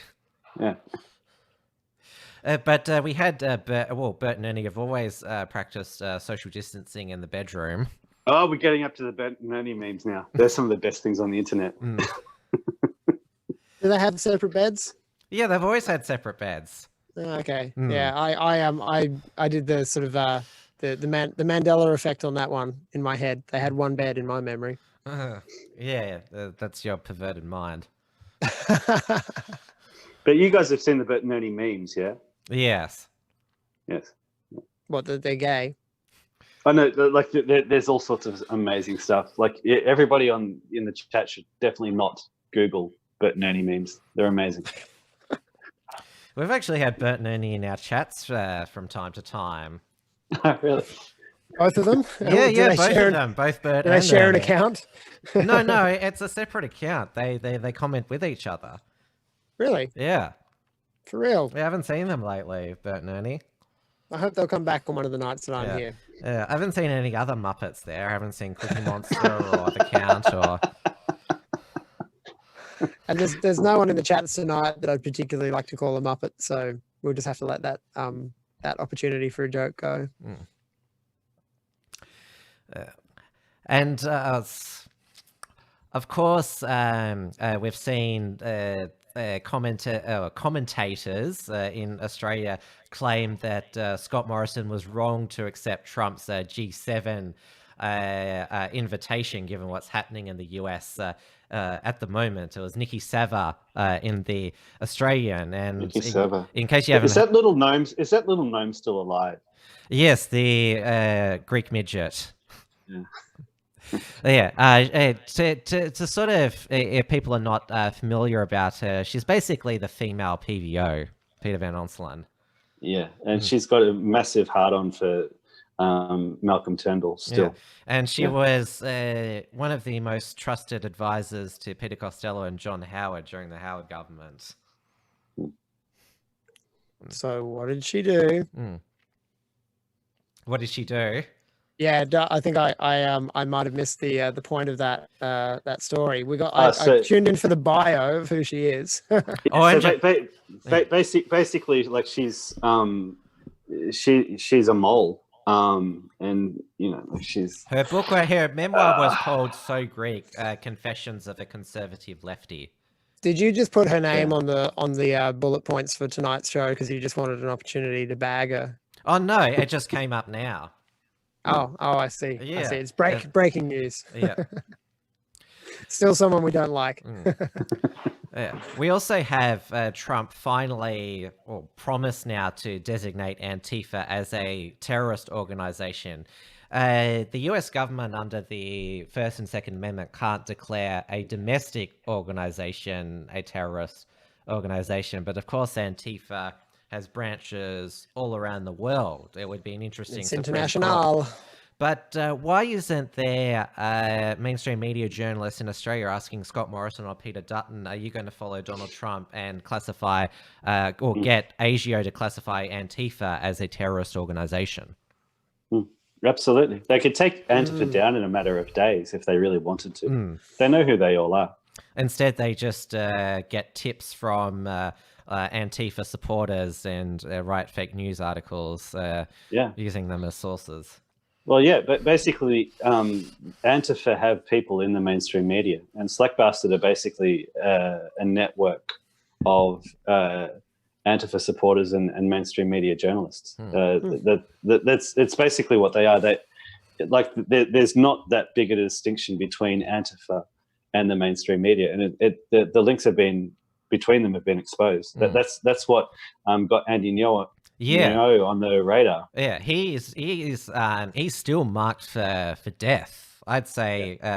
And he actually used a fair bit of Lucas Ross's research in his work as well.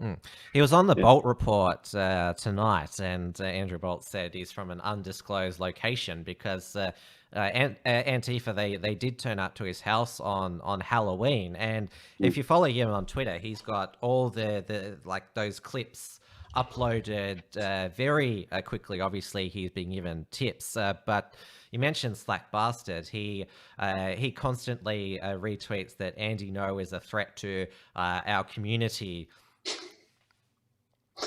So like he's basically on par, I'd say, with threats to his life, Geert Wilders, Andy Ngo.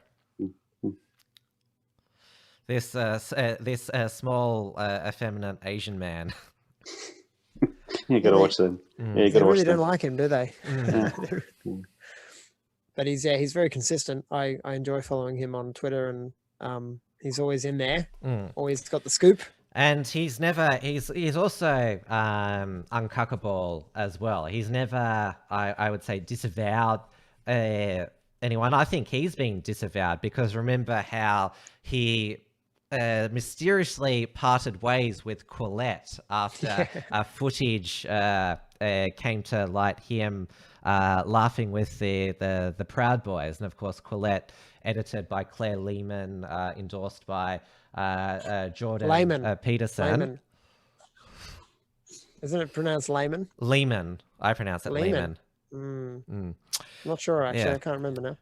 But Andy Ngo, he during the Groper Leadership Summit, he came out of the Turning Point USA Culture War event and interviewed Nick Fuentes for his Twitter audience, which that was certainly against the sort of Charlie Kirk imposed policy there from TPUSA. He talked to Nick the Nazi. Disavow. So what you're saying is that a gay chink spoke to a spick. That's what we're talking about here. Yeah, this is news. Yeah, you heard it first at the Uncockables, folks. You heard it first here. Nick Fuentes, he actually went downtown. He lives in Chicago, which there's been unrest, and he video bombed a live cross with a few of his Groiper friends. One of them was wearing a Joker mask, chanting "Groiper, Groiper." Sorry, I got distracted in the comments there, Tim. I apologize. Oh, is there a juicy one there that I missed?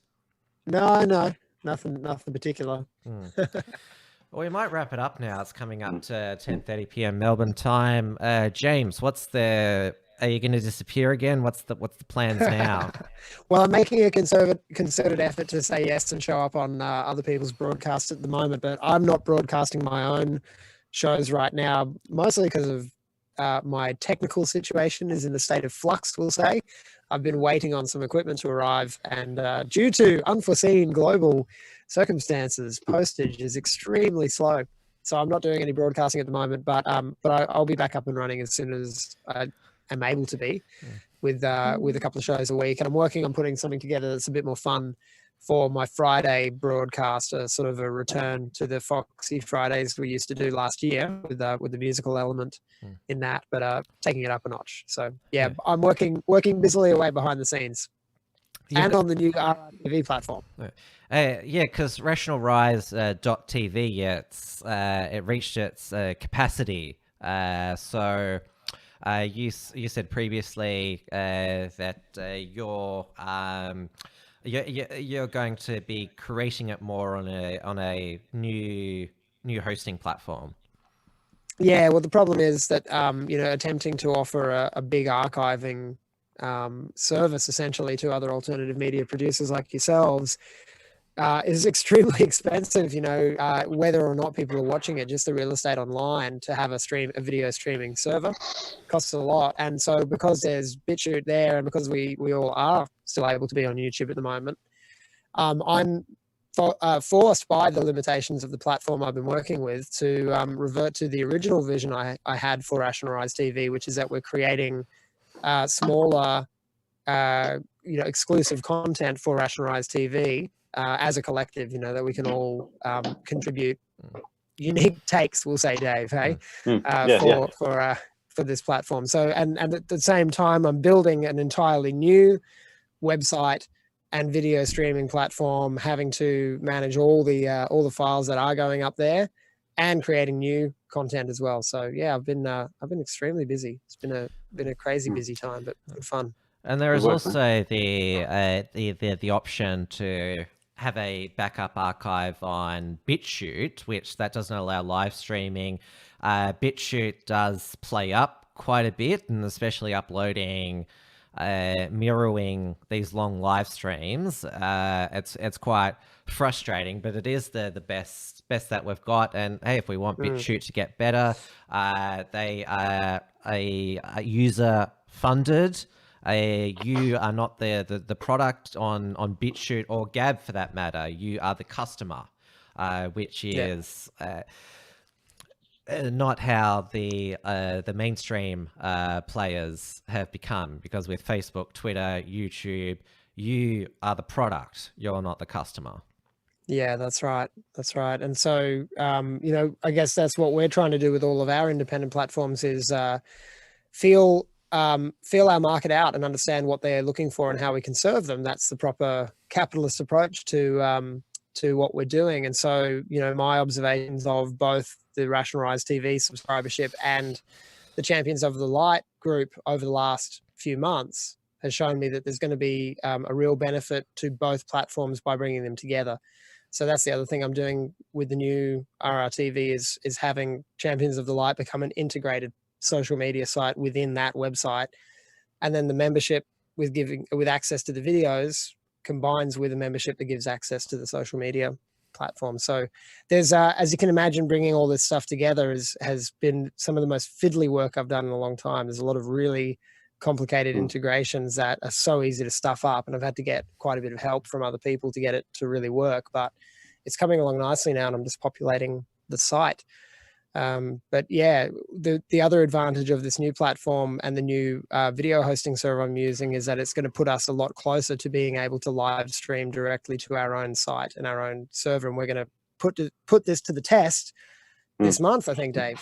Yeah, that's it. We've got some big things coming up.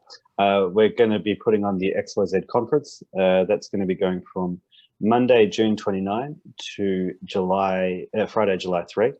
The idea behind this is that we're going to get a number of nationalist leaders and thinkers, 5 of them, and they'll speak once. There'll be one speaker each night. We'll have like a talk and then some Q&A. So like they'll do a talk and then a bunch of us will sort of be a panel and we'll ask them some Q&A and we'll field questions from the audience. We're going to charge $10 just for the entry into the the speech and the panel chat.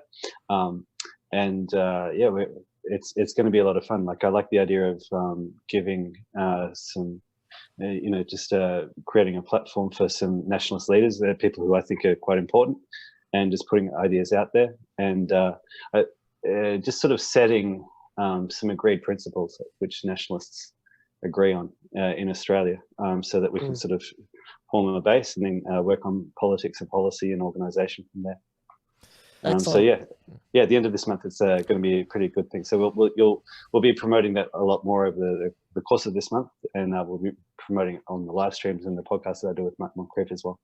Looking forward to it. And if I can get all of my ducks in a row, we'll be hopefully streaming it and hosting it on the new RRTV site, live streaming it there, and providing the payment gateway and access. So I've got a bit of homework to do in the next few weeks to make sure that's all tested and fully functional for you, Dave. Thank you. Yeah.